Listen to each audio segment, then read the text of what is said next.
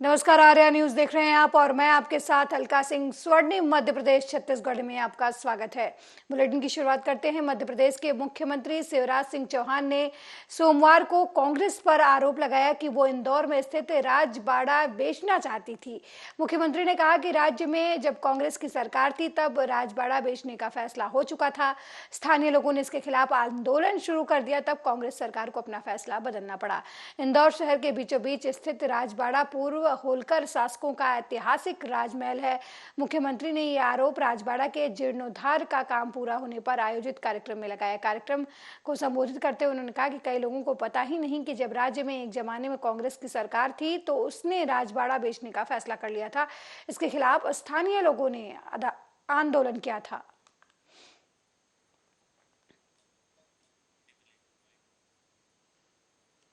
संघ प्रमुख मोहन भागवत के मुंबई में जाति को लेकर दिए गए बयान पर ब्राह्मण समाज में खासा आक्रोश व्याप्त है। अब इस मामले में ब्राह्मण समाज परशुराम सेना ने मोहन भागवत के बयान के खिलाफ राष्ट्रपति के नाम ज्ञापन सौंपा। वहीं अनुविभागीय अधिकारी के कार्यालय में ये ज्ञापन सौंपा गया है। आपको बता दें कि परशुराम सेना सुजालपुर ने भागवत के बयान का विरोध दर्ज कराते हुए सार्वजनिक तौर पर संघ प्रमुख से माफी मांगते हुए अपने पद से इस्तीफा देने की भी मांग की है। मोहन भागवत जी का विरोध जो है ब्राह्मण समाज द्वारा किया गया है और उन्होंने जो है नारेबाजी की और फिर चले गए। जिस तरीके से उन लोगों ने हाथों में पुतला लेकर जो जलता हुआ वो निकाला है, पुतला नहीं, हाथों में पुतला जो था उनसे छुड़ा लिया गया है। पुतला कोई दहन नहीं हुआ है।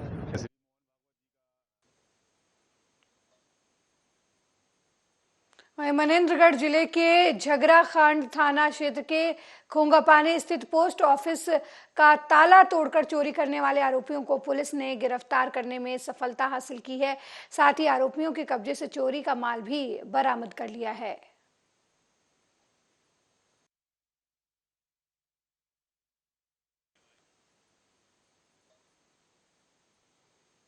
खबर छत्तीसगढ़ के जांजगीर चांपा जिले से है, जहां दुकान पर सामान खरीदने आए बच्चे को 1 रुपया कम देने पर गुस्साए चाचा ने दुकानदार के साथ मारपीट की। वहीं पीड़ित की तहरीर पर पुलिस ने मुकदमा दर्ज कर आरोपियों को गिरफ्तार कर लिया है।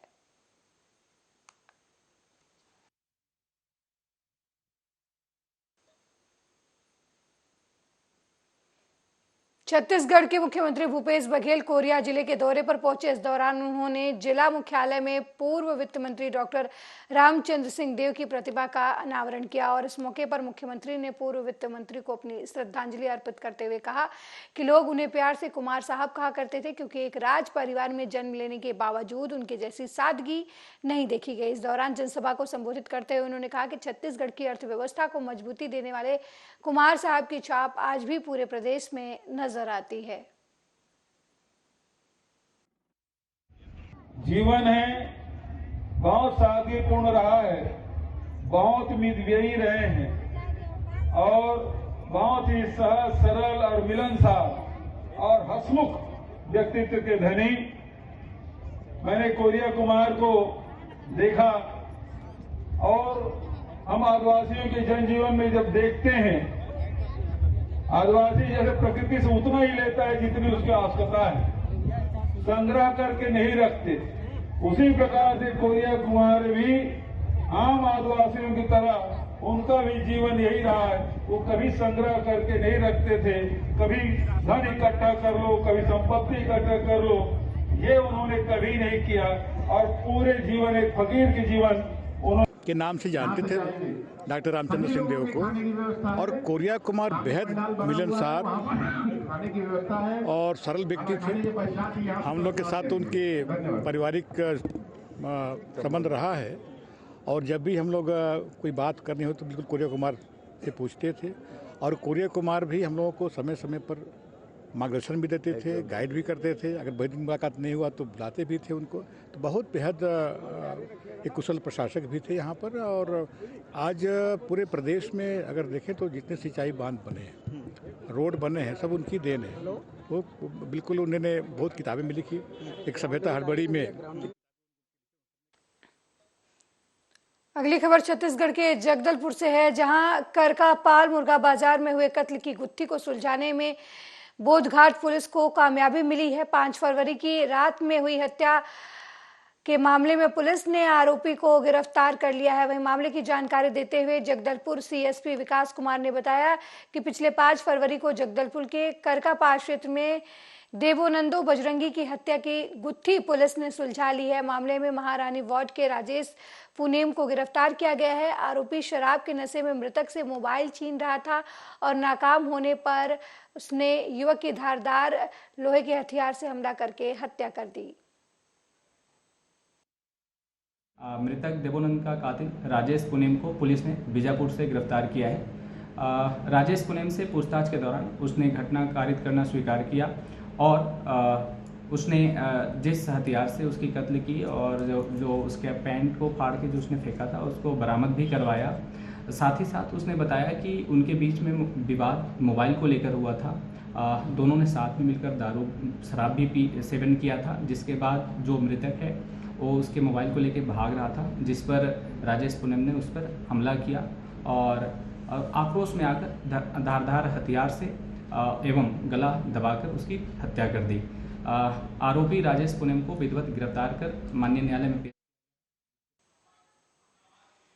छत्तीसगढ़ के दंतेवाड़ा में बढ़ती सड़क दुर्घटनाओं को देखते हुए सड़क दुर्घटनाओं में कमी लाने और बच्चों के विरुद्ध होने वाले अपराधों से बचाव के लिए निरीक्षक सलीम खाका थाना प्रभारी गीदम के नेतृत्व में थाना गीदम क्षेत्र के जानवंगा स्थित Swami Atmanand English medium school में छात्र छात्राओं के बीच जागरूकता कार्यक्रम आयोजित किया गया। जन जागरूकता कार्यक्रम में उपस्थित छात्र छात्राओं को वर्तमान में घटित हो रही साइबर अपराधों, ऑनलाइन ठगी, बैंकिंग फ्रॉड, सोशल मीडिया के माध्यम से होने वाले अपराध और नाबालिग बच्चों के साथ होने वाले अपराधों, गुड टच, बैड टच के बारे में जानकारी दी गई। अपराधों से बचाव के उपाय भी इस दौरान उन्हें बताए गए।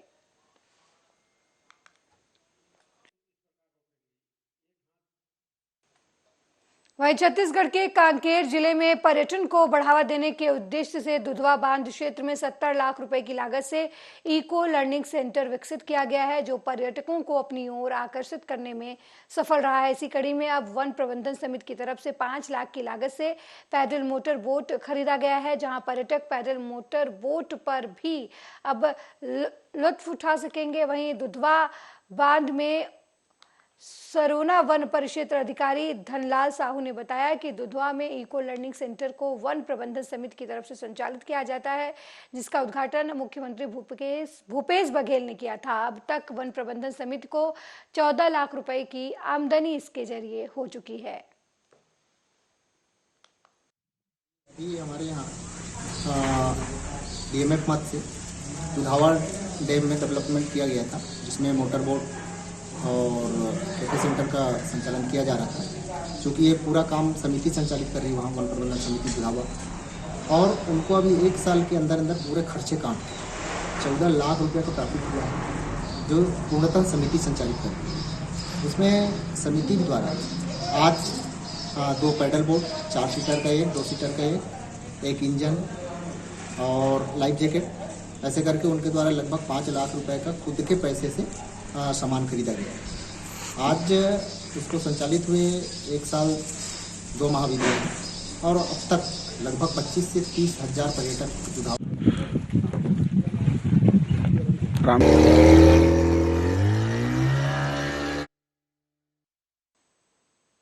वहीं प्रदेश कांग्रेस कमेटी के निर्देश पर ब्लॉक कांग्रेस कमेटी किरंदुल की तरफ से चलाए जा रहे हाथ से हाथ जोड़ो अभियान में किरंदुल वार्ड ने 17 सिंगारपुर कैंप में घर घर जाकर कांग्रेस की 4 साल की उपलब्धियों के बारे में बताया। इस अभियान में महामंत्री जिला कांग्रेस कमेटी और प्रभारी तपन दास, ब्लॉक कांग्रेस अध्यक्ष सहित तमाम कांग्रेसी कार्यकर्ता मौजूद रहे।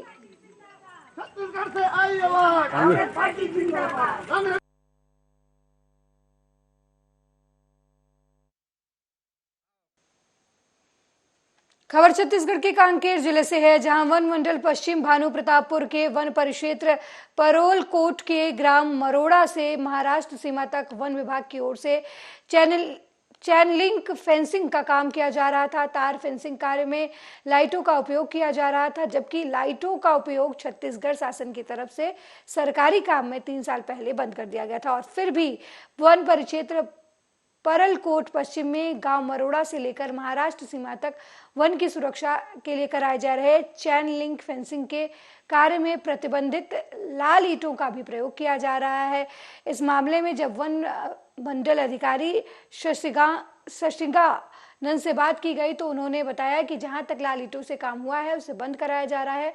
आगे की काम जो है वह फ्लाई एस ईंटों से कराया जाएगा। जहां तक घटिया निर्माण की बात की जाए इसकी जांच कराई जाएगी।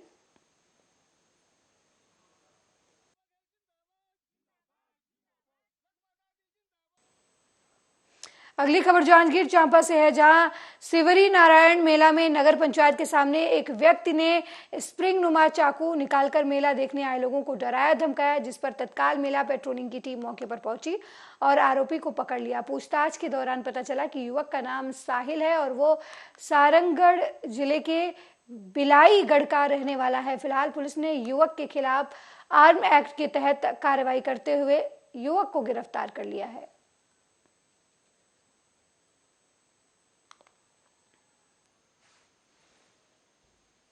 वन विभाग का काम कर रहे हैं। हाँ। मिस्त्री है आप? मिस्त्री। तो ये फाउंडेशन का खुदाई ऐसे ही कर रहे हैं? फाउंडेशन खुदाई पहले इसमें जोंडियर से करवाया गया था, जहाँ नहीं हुआ वहाँ से फावड़ा से कर रहे हैं। और ये जो लाल ईंटा लगा रहे हैं इसके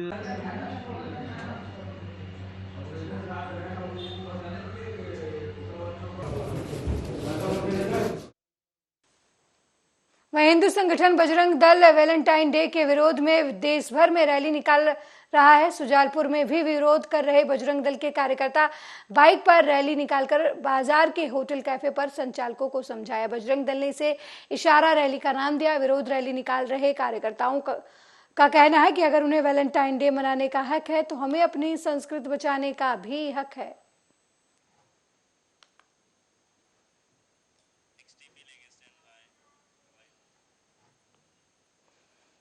खबर छत्तीसगढ़ के कांकेर जिले से है, जहां छोटे बेटिया थाना के आक मेठा में नक्सलियों ने 5 महीने पहले जियो टावर को आग के हवाले कर दिया था, जिसकी वजह से ग्रामीणों को काफी समस्याओं का सामना करना पड़ रहा है।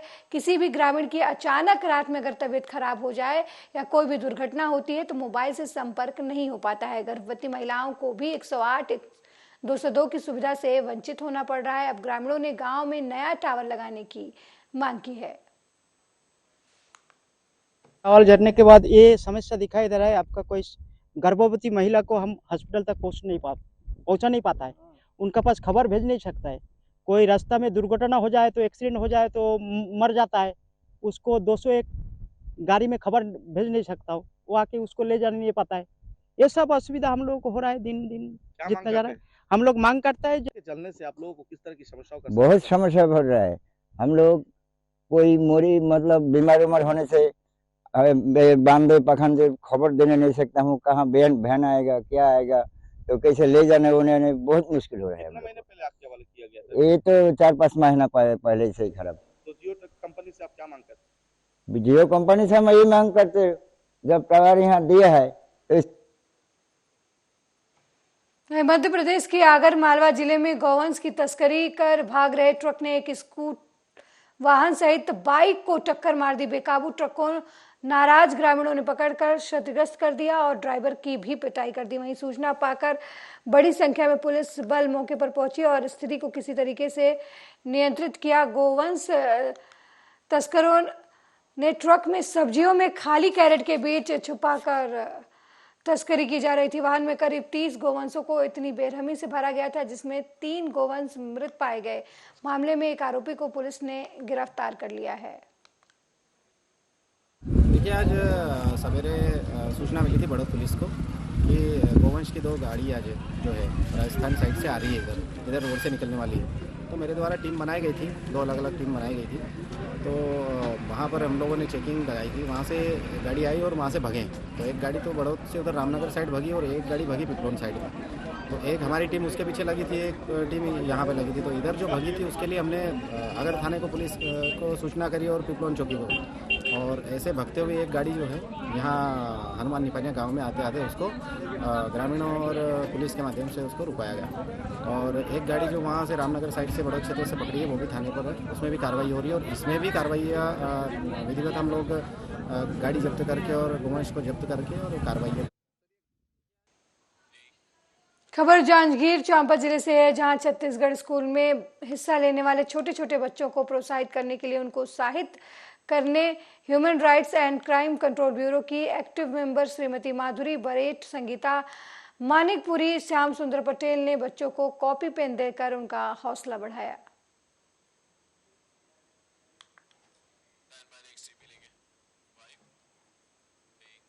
वहीं राजधानी भोपाल के स्वामी विवेकानंद अस्पताल एंड स्पाइन रिसर्च सेंटर में लाखों की धोखाधड़ी का मामला सामने आया है।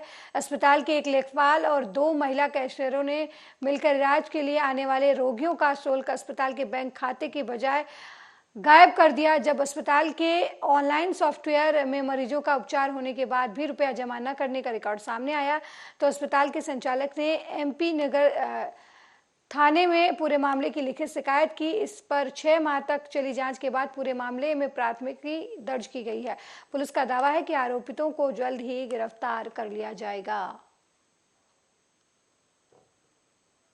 मान में तो सिर्फ यही आया है, इसमें एक नहीं कई लोगों के पैसे जो हैं वह उनने कैश में अपने भुगतान लेके उनको पावती दी और जो अकाउंट्स में उन्होंने दर्शाया वह डेबिट में दर्शाया कि कार्ड से पेमेंट हुआ। चूंकि विवेकानंद स्पाइन सेंटर का जो ट्रांजैक्शन अमाउंट था वह काफ़ी ज़्यादा था, तो उसमें ये entry daily to daily basis monitor नहीं हो पाई और जब यह एकत्रित होती गई तो लगभग 2 वर्ष में जब अकाउंट मिसमैच हुए तो फिर 70 लाख।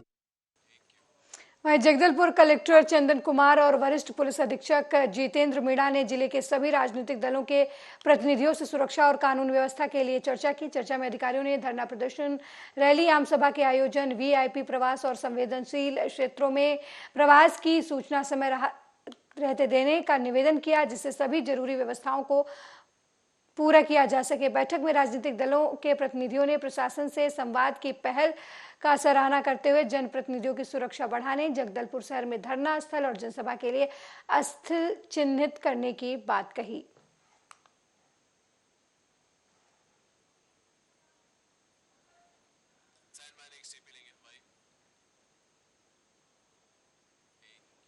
वहीं बस्तर कलेक्टर चंदन कुमार ने लोगों का अभिवादन करते हुए कहा कि टीबी मुक्त बस्तर अभियान संचालन किया जा रहा है। ऐसे लोग जो टीबी रोगों से पीड़ित हैं, सभी समाज के लोगों से निवेदन है और अपील कर रहा हूं कि एकता भाईचारे के साथ मिलकर अभियान को चलाना है। कलेक्टर ने यह भी कहा कि सभी के सहयोग से इस कार्यक्रम को आगे ले जाया जा सकता है। अगर आप अपने बस्तर को टीबी मुक्त करना चाहते हैं तो इस अभियान में निश्चित तौर पर टीबी मित्र बन सकते हैं।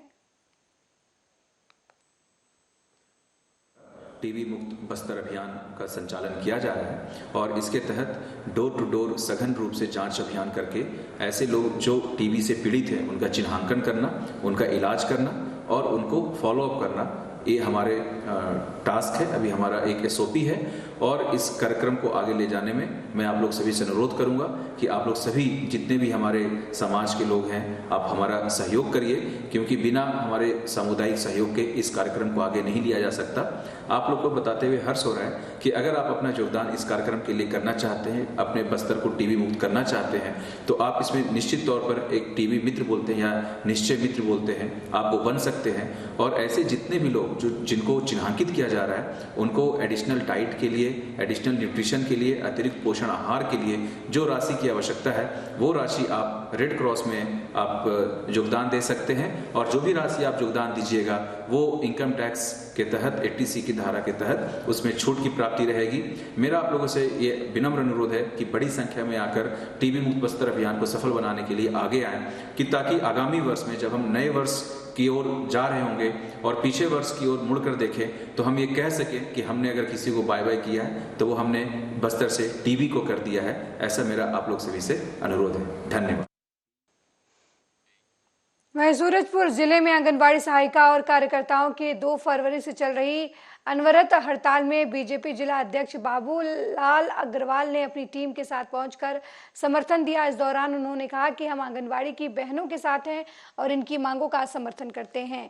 महंगाई के युग में इतने कम पैसों में घर चलाना मुश्किल है और प्रदेश की भूपेश सरकार ने अपने घोषणा पत्र में 10 दिनों के अंदर आंगनबाड़ी बहनों को नर्सरी शिक्षक के रूप में पदोन्नत करने के, उन्हें कलेक्टर दर से भुगतान करने का घोषणा किया था गंगा जल लेकर, लेकिन 4 साल बीत जाने के बाद भी कार्यकर्ताओं के लगातार मांग पर भी ये सरकार गूंगी और बहरी बनी हुई है। सरकार को जन सरोकार से कोई लेना देना नहीं, सिर्फ झूठे वादे करके सत्ता में आई कांग्रेस छत्तीसगढ़ को लूटने का काम कर रही है।